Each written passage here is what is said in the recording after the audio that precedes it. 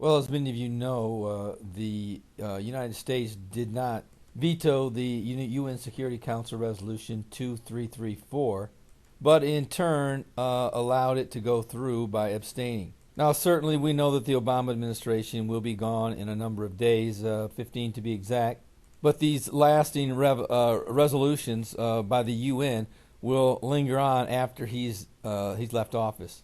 And he knows that and has planned that accordingly. Well, as you know, there's going to be a Paris Peace Conference initiative, whatever you want to call it, coming up in the next few days, where as many as 70 countries will attend. Now, of course, this is nothing more than a lynch job that is set to condemn Israel for settlements. And the funny thing about this whole situation is that this land was not, or has never been, a property of a people known as the Palestinians. As we all know in history that this war that happened in 1967 and that Israel took the West Bank from was the Jordanians. So it's funny that the UN is so up in arms over the Palestinians not receiving this land. They should be more up in arms over the fact that it's not going back to the Jordanians. After all, it was through battle that the Jordanians attacked Israel, and in the end, Israel ended up with more land than it had previously. And it should also be noted that back in 1948, when Israel was being created and there was a whole lot more land that had been promised to them. In fact, the land was to be split between Jordan and Israel. And in the end, Israel ended up with a very spotty part of the land that was originally promised to them through the Balfour Declaration. I hear many people say, well, President Obama is going to be in a lot of trouble because of the fact that he's splitting the land. Well, he hasn't officially split the land yet, but the land was split a long time ago and had been split for many, many years after that. I mean, if you were to look at an original map of what Israel was supposed to look like, and then after the international community took over, it was back in 1947-48 when Israel first became a nation that they were desperate for a land and they took what the international community gave them. And it wasn't until the Islamic world, they said they simply would not approve of any type of split or cut, even though Israel was promised a whole lot more than they actually received. They decided, in fact, to go to war against Israel. And in that war, when it ended, Israel received more land than they had anticipated getting in the beginning. And through subsequent wars over time, they got more and more and more land until we came to the point as today. But this thing of splitting the land that God gave Israel is not a new thing. It started a long time ago back at Israel's inception. In fact, it was actually worse then than it is now.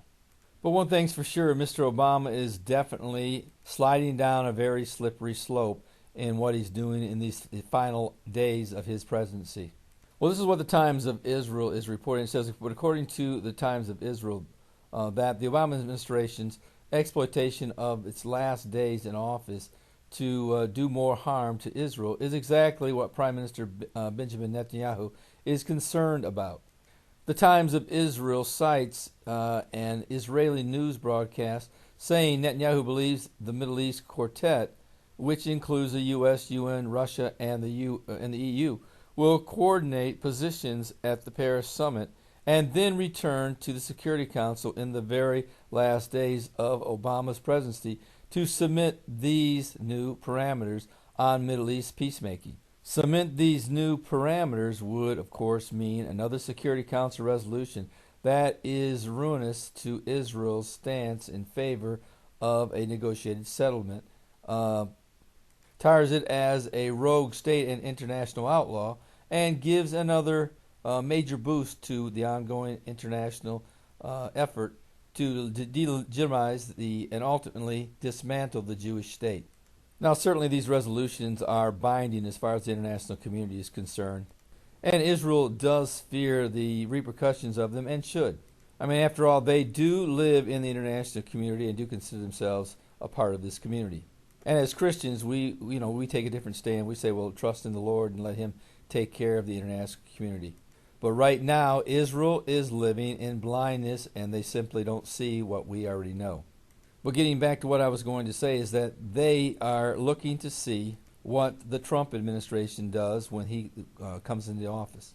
Certainly, this is a bad situation for Israel, but it can be manageable if Mr. Trump does come in and he does do what he says he'll do. Now, he can't come in and reverse the resolutions that have already been created. I mean, there's no strong arm tactics that he can pull that can reverse these. He can't just walk in and say, all right, okay, this resolution, that resolution, it has to be overturned. And as I've said previously on other videos, that he can, yes, come in, he can defund portions of the UN, but I have a hard time believing that over one country he's going to come in and defund and lose power in the UN. Right now, the United States has a tremendous amount of power in the UN. He's not going to lose that power over Israel. Now, what he might do is he'll come in, and what I believe he'll do, he'll come in and he'll try to negotiate a better deal, a better understanding with Israel, and he's also going to ask Israel to do some things that I don't think a lot of people will see coming. Now, as I've said before, I think that Donald Trump would be crazy if he didn't come in and didn't attempt to leverage some of what has already been done into getting a deal negotiated to its final position. As we can see right now, Mr. Trump has surrounded himself with good negotiators who have made it big in the business world. And they have a tremendous amount of international clout. I have a feeling that Mr. Trump is going to use that clout not only against the international community, but against Israel as well. But certainly there will be interesting days ahead in the next few weeks, not only with the UN Security Council, the Paris Peace Initiative, and then with Mr. Trump coming into office. It will be very interesting to see exactly what he does, not only with this, but his other priorities that are out there. And it will be interesting to see where he places this priority, along with some of the others that are out there, and if it's at the top or where it does land. You know, a lot of questions still need to be answered, and the next 2 weeks are going to open up the door to answering a lot of them. And if you know the Lord, today is the day of salvation. Don't put it off. Today, 150,000 people will die. The Bible says that the vast majority will end up in a burning hell. Don't let that happen to you. Come to the Lord today. Ask Him to save you and to come into your heart and live for Him from this day forward. And those who are listening who are Christians, you have loved ones that don't know the Lord. And, of course, today they could die.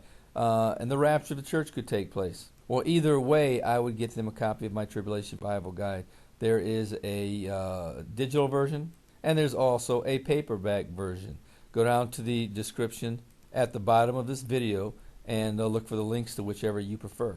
You know, if I were you, I'd get them a copy of my Tribulation Period paperback version, so they have something, if in fact they do go into the Tribulation Period, they'll have something to guide them through it. And most importantly, it tells them that they need to come to the Lord first and foremost.